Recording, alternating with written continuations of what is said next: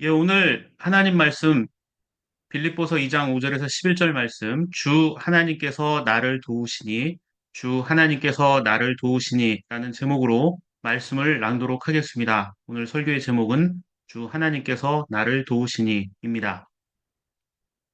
1643년 7월 1일부터 1649년 2월 22일까지 기간으로 치면 5년 7개월 22일 동안 영국에서 신학자 121명과 우리로 치면 국회에 해당하는 의회 위원 30명 등 총 151명을 대상으로 회의가 열렸습니다.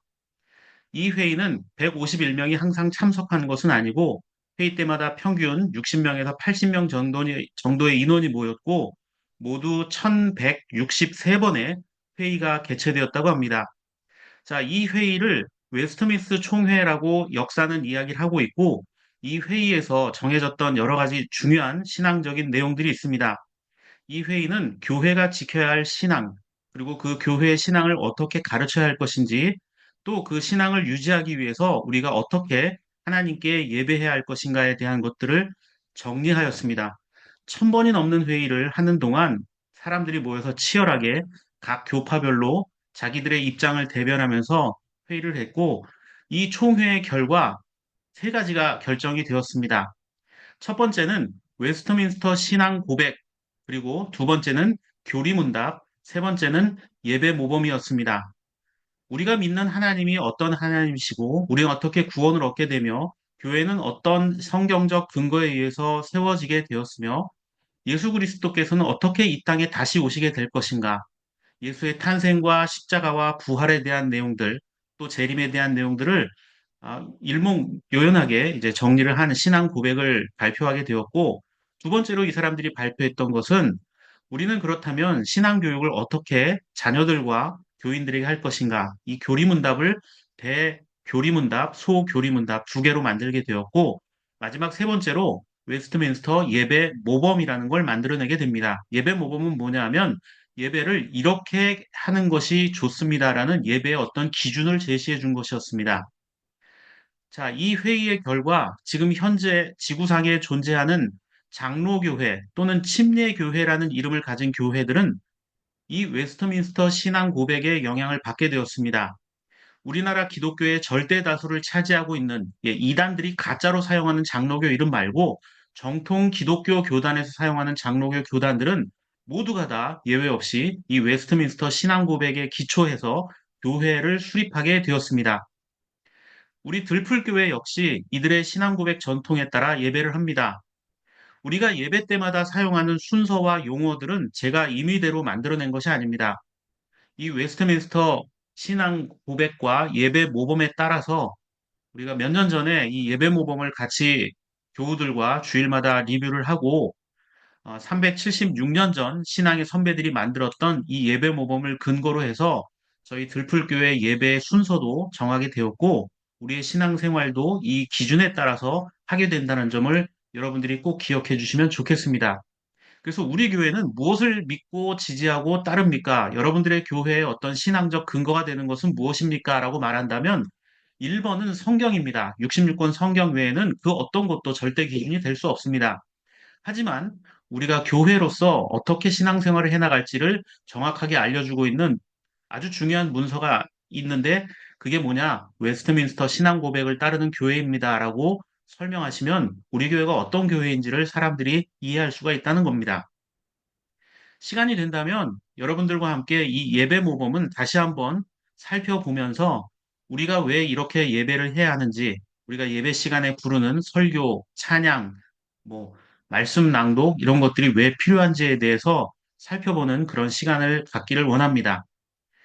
1644년에 웨스트민스터 예배 모범이 만들어졌고, 이 예배 모범을 보면 이 1644년 제정된 웨스트민스터 예배 모범이 수록되어 있는 웨스트민스터 총회의 실천이라는 책이 있는데 이 책에서 우리가 어떻게 신앙생활을 해나갈 것인가에 대한 부분들을 설명합니다.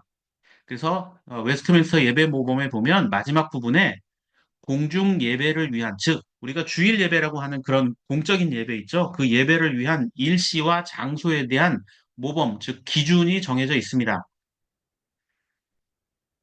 자, 이 책에서 뭐라고 설명을 하고 있냐면요. 복음 시대에 사는 우리에게 그리스도인의 안식일로 거룩하게 지키라고 성경에서 명령하고 있는 날은 주일 외에는 없다. 이렇게 설명하고 있습니다. 자, 복음 시대에 사는, 그러니까 예수님 이후의 시대겠죠. 예수님 이후 시대에 사는 우리에게 그리스도인의 안식일로 거룩하게 지키라고 명령하고 있는 날은 주일 외에는 없다. 성경에 등장하는 안식일을 지키라 하는 하나님의 말씀대로 우리에게 주어진 공적인 예배의 날은 주일밖에 없습니다. 그것이 지금 우리가 일요일에 모여서 예배하는 날입니다. 다른 날을 만드는 것은 하나님의 말씀을 따르지 않는 이단입니다. 뭐 토요일에 예배를 한다거나 아니면 특정한 날을 만들어서 교주의 탄생일을 기념한다든지 아니면 자기들만의 종교단체의 어떤 창립 기념일을 특별한 날로 명절처럼 지킨다. 이것은 성경에 없는 내용이기 때문에 비성경적인 행위라고 볼 수가 있습니다. 자, 이 책에는 또 이렇게 설명하고 있습니다. 이전에 제 아무리 헌당된 건물이라 할지라도 그 자체로 거룩한 능력이 없는 것과 마찬가지로 이전에 제 아무리 미신적인 목적으로 사용된 건물이라 할지라도 이제부터 그리스도인이 함께 모여 예배하는 공적 장소를 구별하게 사용한다고 해서 비합법적이고 부적절할 만큼 더럽혀진 것도 아니다. 즉, 우리가 매주 모여서 예배하는 곳은 경기떡집 남양주점 카페죠. 이것은 완전한 예배당이 아니니 예배할 수 없다라고 말할 수 없다는 겁니다. 이 웨스터민스터 예배 모범에 따르면 우리가 모여서 예배하는 그 장소, 구별해서 사용하는 그 장소가 예배하는 장소라고 설명하고 있기 때문입니다. 그리고 책에서 또 이렇게 말합니다. 그러므로 지금까지 회중이 모여서 하나님을 예배하는 목적으로 사용해온 장소는 계속해서 같은 용도로 사용하는 것이 마땅하다고 본다라고 설명하고 있습니다. 이 예배 모범의 해설이 뭐냐면 예배를 위한 일시와 장소입니다. 예배를 위한 일시와 장소. 첫째는 성경에서 거룩하게 지키라고 명령한다는 주일밖에 없습니다. 요한복음 4장에 가나안 수가성 사마리아 여인과 예수님의 대화를 몇 주 전에 설교 시간에 살펴보면서 그 여인은 그런 예수님께 이런 질문을 했습니다. 유대인들은 예루살렘이 중요하다 하고 우리 사마리아 사람들은 이 사마리아 지역이 중요하다고 말하는데 어디서 예배해야 됩니까? 라고 말할 때 예수님이 뭐라고 하십니까? 예루살렘도 사마리아도 아니다라고 말하죠. 하나님은 영이시니 예배하는 것 신령과 진정으로 예배해야 한다라고 말하고 있습니다. 마찬가지입니다. 우리가 어디에서 예배하는가 그 건물 자체는 그렇게 중요한 게 아니라는 겁니다.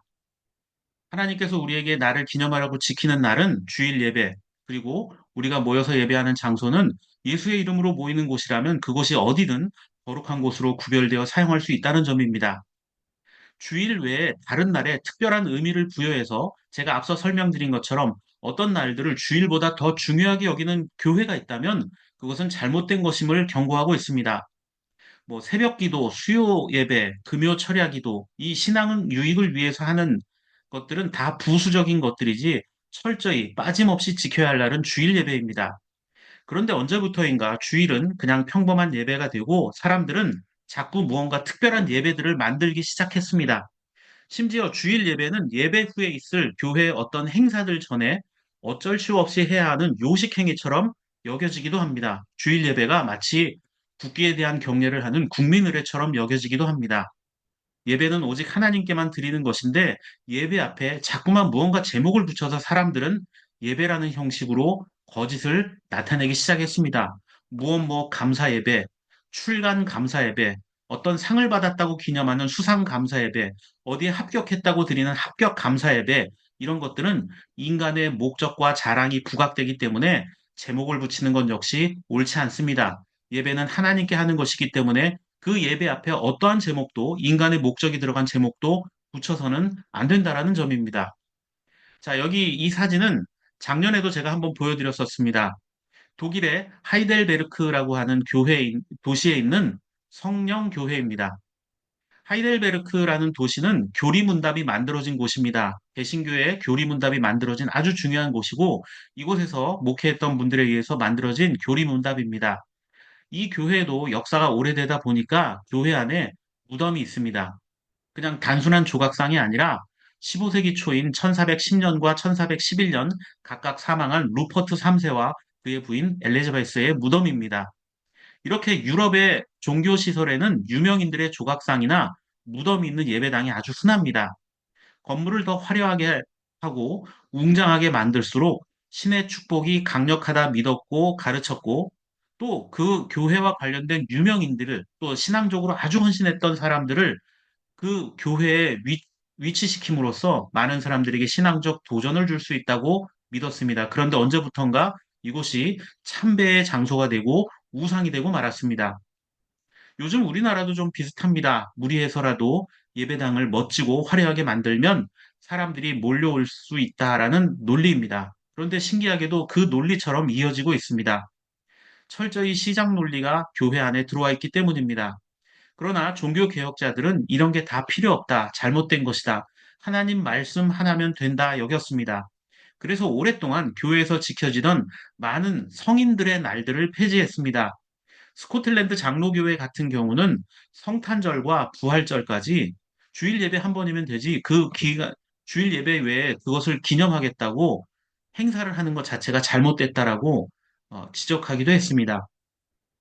어느 곳에서든 하나님 말씀이 선포되면 그곳이 바로 거룩한 곳입니다. 여러분이 오늘 어떠한 일 때문에 참여하지 못하게 된다면, 예배에 함께하지 못하게 된다면, 물론 예배에 참여하는 것이 가장 중요하지만, 부득이한 사정들로 인해서 어쩔 수 없이, 뭐 예를 들어서 몸이 아프다거나, 해외에 나가 있거나, 여러 가지 사정들로 인해서 어쩔 수 없이 여러분들이 빠지게 될 때가 있잖아요. 예, 그때를 제외하고 나서 나머지 기간에는 최선을 다해서 주일 예배에 참여할 수 있도록 노력해야 합니다. 그것이 성경의 가르침이고 하나님께서 기뻐하시는 일이기 때문입니다. 인간이 하나님 앞에서 거룩한 날이나 거룩한 장소를 구분하는 것은 미신적 가능성이 커질 수 있습니다. 하나님께서는 우리가 무엇을 해 드렸기 때문에 기뻐하시는 분이 아닙니다. 하나님께서는 우리 존재 자체를 기뻐하고 아껴주시는 분입니다. 우리의 지식이 뛰어나기 때문에 하나님을 알 수 있는 것도 아니었고, 우리의 눈이 좋아서 우리의 영혼이 맑았기 때문에 하나님을 만나는 것도 아니었습니다. 하나님께서 스스로 우리에게 계시해 주시지 않았다면, 드러내 주시지 않았다면, 우리는 아무것도 볼 수 없었고, 알 수 없었던 죄인들이었기 때문입니다. 하나님을 향한 절대적인 순종과 열정적인 헌신이 있는 것 같다가도 시간이 지나면 언제 그랬을까 싶을 정도로 바뀌어 버리는 것이 인간의 열정과 헌신입니다. 그래서 인간적인 환호와 열광, 그것은 주님에게 그리 중요한 것이 아닙니다. 인간의 약속과 다짐, 예, 중요하지만 그것조차도 하나님 앞에 한순간 물거품처럼 변해버릴 수 있는 게 인간의 나약함이기 때문입니다. 예수님도 사람들에게 배척만 받으신 게 아닙니다. 예수님도 환영받으셨습니다. 예수님께서 십자가의 고난의 길을 가기 위해 예루살렘에 들어가셨을 때 많은 사람들이 예수님을 환영했습니다. 그 장면을 마태복음 21장 8절과 9절은 이렇게 말하고 있습니다. 8절 말씀을 보면 어떤 사람들은 겉옷을 벗어서 길에 폈고 또 어떤 이들은 나뭇가지를 꺾어다 길에 깔았다라고 합니다. 겉옷을 길에 펴놓는 행위는 왕을 맞아들이는 의식에 속합니다. 또 나뭇가지를 흔드는 행위는 이스라엘의 중요한 절기인 초막절에 취하는 종교 의식입니다. 요한복음은 그 나무가 종려나무, 즉 대추여자였다고 말합니다. 그래서 요한복음을 근거로 해서 고난주간의 시작, 예수님께서 예루살렘에 고난당하기 위해 들어가는 그 날을 종려주일이라고 부릅니다. 자, 그렇다면 사람들은 왜 대추야자 나무를 흔들었을까요? 종려나무, 대추야자 나무를 흔들었을까요? 이 종려나무는 정직과 정의, 번성, 거룩함을 상징합니다. 또한 종려나무는 기후 조건이 좋지 않은 척박한 곳이나 염분이 많은 땅에서도 잘 자라고 가물어서 물이 부족해지면 그 뿌리를 더 깊이 내려서 물줄기를 찾아내는 생명력을 지닌 것으로 알려져 있습니다. 고난과 시련이 있어도 더 깊이 뿌리 내려서 하나님의 말씀과 신앙을 찾는 것, 그것이 바로 이 대추야자 나무와 같은 신앙인들의 모습이 되어야 할 것입니다. 그래서 요한은 예수님을 종려나무에 빗대어서 소망이 없는 곳에서도 소망을 주시는 분으로 설명하고 있습니다.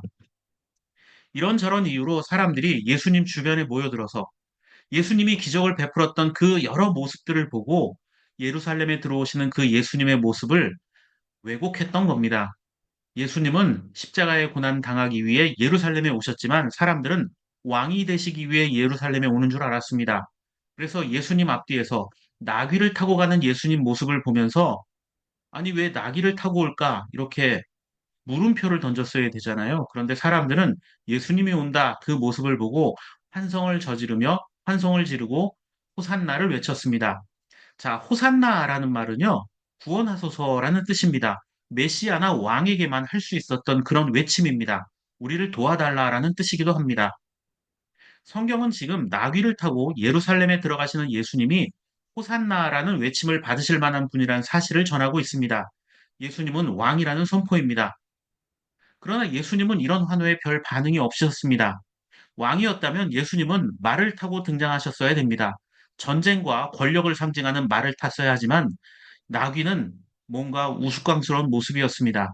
주님은 세상의 권력과 힘을 상징하는 왕이 아니라는 표현이고 나귀, 예, 짐을 부릴 때 쓰는 주목받지도 못하는 이 나귀를 타고 오셨다라는 건 예수님이 이렇게 세상과 다른 왕이지만 여전히 주목받지도 못하고 사람들 앞에 비웃음을 살 것이다라는 것을 상징적으로 나타내는 것입니다. 자, 세상에는 이런저런 지도자가 굉장히 많습니다. 그런데 예수님의 모습처럼 등장한다면 아마 사람들은 예수님의 모습을 지금 같은 시대에는 외면할지도 모릅니다. 우리는 보통 지도자라고 하면 내 욕망을 이루어질 지도자, 자신이 싫어하는 누군가를 사라지게 할 그런 강력한 지도자, 나의 억울함을 풀어주고 내 민원을 해결해줄 그런 지도자를 꿈꿉니다. 이제 6월 3일이 되면 새로운 대통령을 뽑아야 합니다. 뭐 나라가 혼란스러운 상황이고 어려운 상황이라고 하지만 새로운 대통령이 뽑힌다는 말에 너도 나도 지금 대통령 후보가 되겠다고 나서고 있고 많은 사람들이 누가 대통령이 되어야 할 것인가 이제 이야기들을 하기 시작했습니다. 자, 그런데 새롭게 뽑힐 대통령이 어떤 삶을 살게 될지 저는 결과를 여러분에게 확실하게 예언할 수 있습니다. 제가 예언자라서 그런 건 아니고요. 역대 우리나라 어떤 역사들을 보면, 아니, 세계 인류의 역사들을 보면 한 나라의 지도자들이 어떻게 살았는지를 보면 보입니다. 누가 대통령이 되건 대한민국의 대통령은 그도 역시 연약한 존재이고 완벽한 지도자는 세상에 존재하지 않는다는 이 단순한 사실을 사람들은 선거철마다 잊어버리는 것 같습니다. 이제 찬성하는 사람들과 반대하는 자들이 분명히 있을 것이고 또 서로 싸우겠죠. 자, 세상의 지도자가 우리에게 평화를 줄 수 없다는 사실을 다시 한번 깨닫게 합니다. 그러나 주님은 그런 분이 아니죠. 예수님은 처음부터 믿고 따를 만한 지도자는커녕 세상에서 철저히 실패한 인생처럼 보였습니다. 말이 아니라 나귀를 타고 오는 모습 자체가 우스꽝스러웠고 예수님의 그 가르침들 역시 내가 세상을 심판하겠다가 아니라 내가 채찍에 맞고 십자가에 죽게 될 것이다. 내가 고난을 당할 것이다. 라고 말씀하셨기 때문입니다. 예수님의 모습이 얼마나 초라한지 알 수 있는 성경 구절이 있습니다. 자, 이런 예수님을 여러분 상상해 보십시오. 이사야 50장 6절과 7절입니다. 나는 나를 때리는 자들에게 등을 맡겼고 내 수염을 뽑는 자들에게 뺨을 맡겼다. 내게 침을 뱉고 나를 모욕하여도 내가 그것을 피하려고 얼굴을 가리지도 않았다. 주 하나님께서 나를 도우시니 그들이 나를 모욕하여도 마음 상하지 않았고 오히려 내가 각오하고 모든 어려움을 견디어냈다. 자, 이사야는 자신이 하나님 말씀을 전하면서 당했던 일들을 소상히 밝히고 있습니다. 어떤 일들을 당했죠? 자기를 때리고 수염을 뽑고 뺨을 때리고 얼굴에 침을 뱉고 그런데도 이사야는 자기가 그것을 부끄러워하지 않았다라고 말합니다. 왜 그러죠? 7절 말씀을 보면 주 하나님께서 자신을 도우셨기 때문이다라고 말합니다. 그 어려움들을 견뎌낼 수 있었던 것은 오직 하나님을 바라보았기 때문이다라고 말합니다. 여러분, 이런 모습이 예수 그리스도의 모습에서도 반복되고 있습니다. 여러분은 이런 모습을 보면서 주님이 겸손하다고 생각하십니까? 6절에 나오는 모습처럼 주님이 그렇게 고난당하셨는데 이런 모습을 보면서 여러분 어떤 생각이 드세요? 이렇게 고난당하는 예수님을 보았을 때 여러분은 그 앞에 가서 예수님을 끌어안으면서 대신 나를 때려라. 이분이 무슨 죄가 있냐? 여러분 이러면 안 됩니다. 차라리 나를 때려라. 여러분들은 그렇게 하실까요?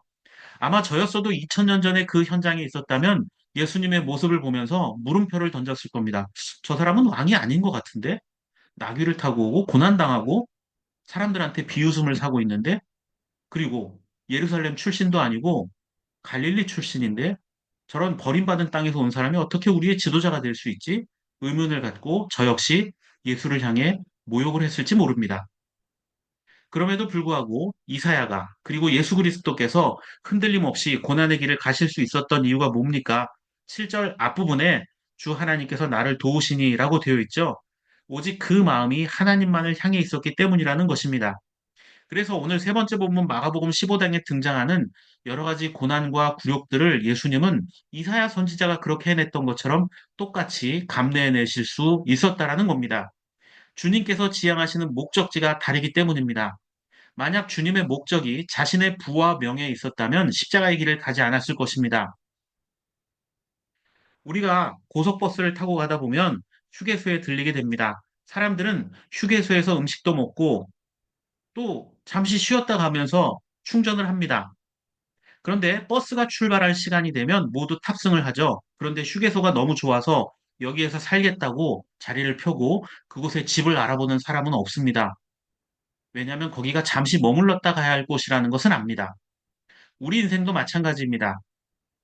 신앙인의 목적은 이 세상이 아닙니다. 내가 왜 이 땅에 살고 있는지, 내 인생의 목적인지, 내 인생의 목적이 무엇인지를 알면 이 땅에서 살아가는 동안 우리는 어떻게 행동하면서 살아가야 하는지를 알 수가 있습니다. 자, 제가 서두에 소개해드렸던 웨스트민스터에서 만든 중요한 거, 신앙 고백과 교리문답과 예배 모범이 있다고 했죠. 그 중에 교리문답이 있습니다. 소교리문답, 소요리문답이라고 이렇게 얘기하는데, 대요리문답과 반대되는 어린이들을 위한 교육용, 어린이 청소년을 위한 교육용으로 만든 1647년의 소교리문답이 있습니다. 그 소교리문답의 첫 번째 질문이 뭐냐면, 사람의 제일 되는 목적이 무엇입니까? 라고 묻습니다. 사람의 제일 되는 목적. 그러니까 왜 태어났니? 이것을 묻고 있는 거예요. 사람의 제일 되는 목적이 무엇인가? 사람의 제일 되는 목적은 하나님을 영화롭게 하는 것과 영원토록 그를 즐거워하는 것이다. 이렇게 말하고 있습니다. 자, 인간의 제일 된 목적은 뭐죠? 하나님을 영화롭게 하는 것. 두 번째, 영원토록 그를 즐거워하는 것. 자, 여러분 인생의 목적이 무엇입니까? 어떤 분들은 뭐 돈, 명예 이렇게 말하는 사람들도 있을 수 있겠지만 또 어떤 사람들은 그런 얘기도 합니다. 아니, 그냥 왔다가 죽으면 다 끝이지. 이렇게 생각하는 사람도 있습니다. 그러나 교리분답은 우리에게 목적이 있다고 말합니다. 우리 인생에는 다 목적이 있다. 그 두 가지라고 말하는데 하나는 하나님을 영화롭게, 영광스럽게 하는 것이고 두 번째는 영원토록 하나님을 즐거워하는 것이라고 말합니다. 그런데 좀 말이 이상하지 않습니까? 죄로 인해서 타락한 인간이 어떻게 하나님을 영광스럽게 할 수 있을까요? 그리고 인간이 하나님을 즐거워한다. 이 말도 좀 이상하지 않습니까? 여기서 영광스럽게 한다라는 것은 간단히 말하면 내 삶을 통해 하나님을 드러내라는 겁니다. 인간의 목적이 뭡니까? 하나님을 영화롭게, 즉, 나를 통해 영광스러운 하나님을 드러내라는 겁니다. 이건 단순히 예배당 안에서만이 아니라 삶의 모든 부분, 인생의 모든 순간에도 하나님을 고백하라는 겁니다. 여러분이 학교를 다니거나 직장을 다니거나 일을 하거나 무엇을 하든 여러분 삶을 통해서 여러분 말과 행동을 통해서 하나님 영광이 드러나도록 하라는 것입니다. 그리고 하나님을 즐거워하라고 했죠. 자, 저도 뭐 드라마를 굉장히 좋아하던 시대가 있었습니다. 예전에 인터넷이 없던 시대에 드라마에 빠져서 그 드라마를 보기 위해서 그 재방송도 없고 인터넷도 없던 시절이니까 드라마를 보려고 그걸 못 보면 안 되니까 시간을 맞추어서 생활을 조절했던 그런 적이 있었습니다. 그리고 혹시라도 귀가 시간이 늦어서 그 드라마를 못 볼까 이렇게 막 시계만 쳐다봤던 적이 있었는데 자, 그리고 방송이 끝나면 또 일주일 동안을 기다려야 돼요. 아, 이 드라마 또 언제 나올까 하면서 일주일을 기다리는 게 굉장히 지루했습니다. 자, 즐거워한다는 것은 바로 이겁니다. 남들이 알아주지 않아도 내가 좋아하는 그것을 위해서 기꺼이 시간을 조절하고 투자하고 그것을 기다리면서 설레어 하는 것입니다. 그것에 집중하고 기대하고 그것에 맞춰서 내 삶의 방식을 조절하는 겁니다. 이걸 다른 말로 순종이라고 합니다. 순종. 우리 인생의 목적이 그겁니다. 하나님께 순종해라. 그러면 하나님께서 원하시는 것에 우리가 기대하고 집중하고 그것에 맞춰서 내 삶의 방식을 조율해야겠죠. 그러면 하나님께 순종하는 겁니다. 그런데 어떤 사람들은 드라마에 순종하고 연예인에 순종하고 자기가 좋아하는 정치 신념에 목숨을 거는 경우가 있습니다. 헌신하는 거 좋습니다. 그런데 그건 하나님이 아닌 것들이죠. 그건 우상 숭배입니다. 이 모든 것을 자신의 욕망을 위해서 살아가는 것입니다. 그렇게 자신의 인생을 즐거워하는 것, 그것은 하나님을 즐거워하는 것과는 정반대된 공허한 인생이 될 수밖에 없다는 겁니다. 여러분, 마음이 불편한데 좋은 건물과 좋은 식당에서 음식을 먹으면 어떻습니까? 여러분, 나 저 사람 정말 싫은데 그 사람과 함께 식사를 하라고 하면 아마 먹기가 싫어질 겁니다. 입맛이 없어질 겁니다. 그런데 내가 정말 사랑하고 내가 정말 좋아하고 내가 너무나 편하게 생각하는 그 사람과 함께 식사를 해야 된다. 그러면 얼마나 즐겁겠어요. 라면을 먹어도 최고급 요리를 먹는 것과 같을 겁니다. 여러분, 마음이 불행하다고 하는 사람에게 가장 좋은, 세상에서 가장 비싼 선물을 준다 한들 그 사람이 행복하겠습니까? 하나님을 즐거워한다는 것은 바로 하나님께 집중하고 그분을 기대하고 그분 말씀에 순종하는 겁니다. 하나님을 언제나 내 삶의 주인으로 고백하고 그분께 집중하고 기대하고 순종하는 것. 그것이 우리 인생의 목적이다라고 이 교리문답은 우리에게 설명해 주고 있습니다. 이러한 삶을 가장 모범적으로 살아가신 분이 예수님입니다. 오늘 두 번째 본문 빌립보서 2장 5절부터 8절 말씀을 보십시오. 여러분 안에 이 마음을 품으십시오. 예, 이 마음을 품으라는 겁니다. 그래야 우리가 살 수 있다. 그것은 곧 그리스도 예수의 마음이기도 합니다. 그는 하나님의 모습을 지니셨으나 하나님과 동등함을 당연하게 생각하지 않으시고 오히려 자기를 비워서 종의 모습을 취하시고 사람과 같이 되셨습니다. 이분이 사람과 같이 되신 이유가 뭐죠? 죄인된 인간들을 구원하시기 위해서입니다. 그는 사람의 모양으로 나타나셔서 자기를 낮추시고 죽기까지 순종하셨으니 곧 십자가에 죽기까지 하셨습니다. 예수님이 고난당하신 이유는 우리를 구원하기 위해서. 그리스도의 마음은 무언가 거창하고 특별한 것이 아닙니다. 하나님을 향한 고백, 집중, 기대, 순종의 삶입니다. 주님의 마음을 품고 사는 것은 다른 것이 아닙니다. 하나님께서 도우셨다고 고백할 수 있었던 그 순간, 그때가 이사야 선지자도 마찬가지였고 예수님도 마찬가지였죠. 모욕당하는 때에도 여전히 주님은 주 하나님이 나를 도우신다 고백하셨습니다. 마음이 상할 때, 어렵고 힘들 때, 누군가가 싫어지고 미워할 때, 또는 내가 계획했던 대로 되지 않을 때, 우리가 힘들었던 그때에도 주 하나님이 여전히 나와 함께 하십니다라고 고백할 수 있는 사람이 하나님의 영광을 드러내고 하나님께서 우리에게 주신 생명의 목적대로 살아가는 삶이라는 점입니다. 다음 주일은 부활절입니다. 그리고 이번 주 일주일간은 고난주간입니다. 이 기간에 여러분의 삶의 자리에서 여러분에게 뭐 고난을 당하십시오. 금식을 하십시오. 뭐 어디 기도원에 가서 일주일 동안 내려오지 마십시오. 뭐 인터넷을 하지 마십시오. 뭐 이런 것들을 제가 말씀드리진 않겠습니다. 하지만 적어도 내 삶을 통해 일주일 동안 내가 어떻게 하나님의 영광을 드러낼 수 있을 것인가. 그리고 나는 모든 순간 주님이 나와 함께 하십니다라고 고백할 수 있을 것인가. 그렇게 고민해보고 또 실천해 볼 수 있는 그런 한 주간을 보내는 저와 여러분들의 삶이 되기를 바랍니다.